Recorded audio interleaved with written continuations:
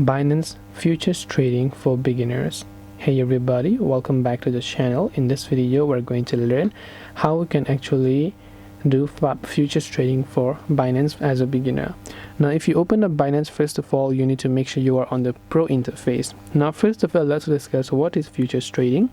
Binance futures allows you to trade cryptocurrency future contracts. Unlike spot trading where you buy and sell the actual asset, future trading involves speculating on the price movement of a cryptocurrency without owning the underlying assets. Now, in order to start trading on Binance futures, obviously you want to make sure to open it up, then come to the futures tab over here. You can just navigate to the section.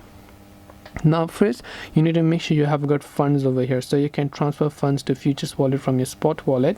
Then you can simply choose a contract over here, right? So if you have any sort of contracts over here, you can simply actually select that contract. Once you select the contract, then you can simply go ahead and then actually choose a contract, and then you can understand the interface, familiarize yourself with trading interface, including order types, limit, market, stop limit, and all of the other options over here.